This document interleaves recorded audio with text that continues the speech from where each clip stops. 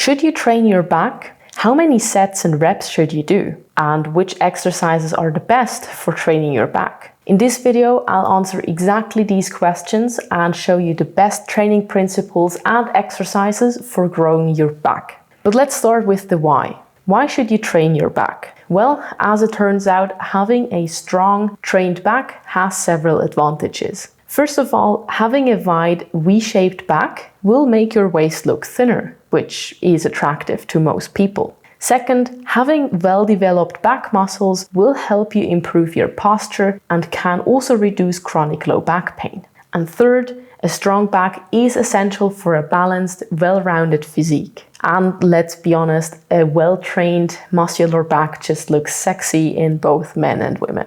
So, how do you get this well-trained back then? You first need to know what you should actually train. Contrary to what many people might think, the back isn't just one large muscle. Actually, quite the opposite is true. The back consists of a massive web of muscles and tendons. But to keep it simple, we'll just look at the four major back muscles: the latissimus dorsi, or lats for short, the trapezius muscle, also called traps, the rhomboids, and the spinal erectors. And while the lats are responsible for back width and will give you that classic V shape, the traps and the rhomboids primarily add thickness to your back. And in this video, we'll only cover the lats, but I will make a separate video on the traps and the rhomboids in the future as well. So let's have a closer look at the lats then. The lats are a large muscle of your back, originating at the top of your hip bone, the iliac crest, and the spine of your lower back. From there, the muscle runs upwards along your back and eventually attaches to the bone in your upper arm, called the humerus. And by knowing the lats anatomy, we can derive the two main functions of the lats: shoulder adduction and shoulder extension. Shoulder adduction means to bring your arm closer to your body when the arm is out to your side. Examples for shoulder adduction include pulling a load from the side towards your body or bring your elbows into your side, as when doing a pull-up or a lat pull-down. The other function, shoulder extension, basically means to bring your arm closer to your body when your arm is in front of you. For example, when you pull an object in front of you closer to your body, the lats are at work.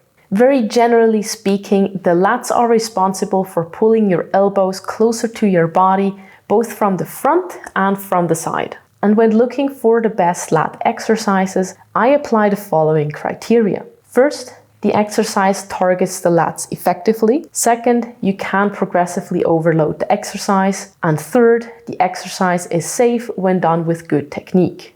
And probably the two most common lat exercises are the lat pull-down and the pull-ups. And they are both pretty similar in several aspects. Both of these exercises train the lats in a vertical plane of motion through shoulder adduction by pulling your chest closer to the bar or the bar closer to your chest. Both these exercises are safe to perform when done with proper technique. Also, you can progressively overload both of these exercises. And both exercises are equally effective in activating and training your lats, as was shown in a 2013 paper by Doma and colleagues. So if you are currently not strong enough to do bodyweight pull-ups or even weighted pull-ups, then lat pull-downs are a very good alternative to build strength and muscle mass. But there isn't just one lat pull-down and one pull-up exercise. Rather, there are multiple variations by using different grip width and grip types. Grip width means how far your hands are away from each other. And multiple studies came to the conclusion that a narrow, medium, and wide grip all resulted in similar lat activation. However, it appeared that a medium grip, where your hands are 1.5 times shoulder width apart, had a slight advantage over the other two. All in all, I think any grip between 1 and 2 times shoulder width can be used to maximize lat hypertrophy. So you should go with the grip width that feels most comfortable and most natural to you.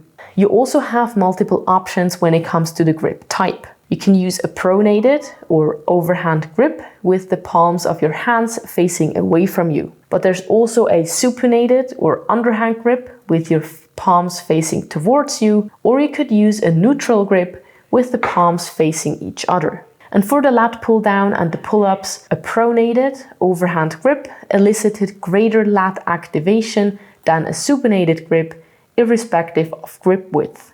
That doesn't mean you can't grow your lats with a supinated or a neutral grip. And if one of those two grip types works better for you, then I would certainly stick with it. But generally speaking, I recommend doing lat pull downs and pull-ups with a pronated 1 to 2 times shoulder width grip to maximize lat development. But there's more than just these two exercises for training your lats. Because so far we've only trained lats through shoulder adduction, but the lats also act on shoulder extension. And that's where horizontal pull exercises come in. These include seated cable rows, bent over barbell rows, T-bar rows with or without chest support, and single arm dumbbell or cable rows. In fact, the seated cable rows activate the lats even better than the lat pull downs, although you also have significantly more activation of the traps and the rhomboids. But whatever rowing exercise you choose, to place greater emphasis on the lats, you want to use a close grip with your hands either in a neutral or in a pronated position. In other words, you want to tuck your elbows in and have them close to your side when doing rows. Because using a wider grip or flaring the elbows out will shift the emphasis away from the lats and more towards the traps and rhomboids. And of all of these rowing exercises, the chest supported variations are usually better for muscle hypertrophy, because the chest support eliminates the lower back and stabilizing muscles from the equation, meaning that your lower back or your ability to balance aren't going to be the limiting factors of these exercises. For example, I gave up on barbell bent over rows because my lower back would fatigue and give out before my lats and my upper back did, meaning that I wasn't able to progressively overload from week to week without compromising technique and putting my lower back at risk. I'm not saying that bent over rows are a bad exercise, but purely from a hypertrophy or muscle building standpoint, you're probably better off with a chest supported row. And there are two other exercises that will train your lats through shoulder extension, namely the cable lat pullover and the dumbbell pullover. However, these two exercises are not my favorites because in my experience, it's very hard to execute them with proper techniques such that you're effectively and specifically targeting your lats.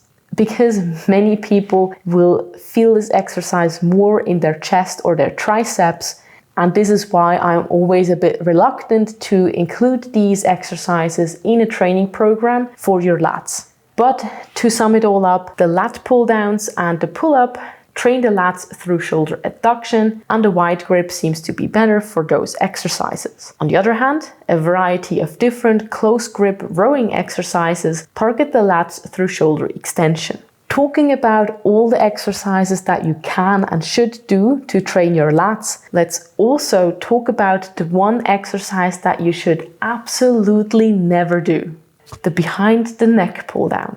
The behind the neck pull down is very similar to your regular lat pull down, except that you pull the bar down to your neck instead of to your chest. The behind the neck pull down was very popular for some time, and I still see people do this exercise on a regular basis. So why is this exercise bad when the regular lat pull downs are such a great exercise for your lats? Well, the problem isn't the lat pull down part per se. Rather, the problem stems from the behind the neck part of this exercise. Because pulling the bar down behind your neck puts your shoulder in a very unfavorable position, which can potentially lead to shoulder injuries. And with the regular lat pull down, you don't have this increased injury risk because your shoulders are moving in the scapular plane, meaning in a favorable position.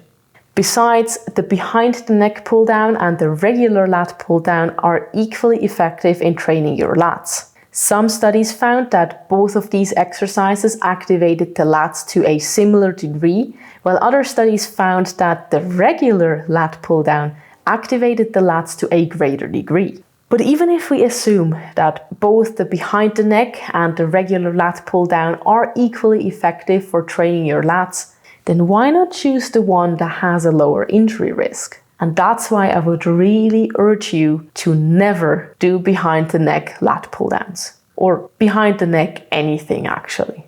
But knowing about the best and the worst exercises for your lats doesn't really help much if you don't know how to put this all into practice and how to apply it to your own training.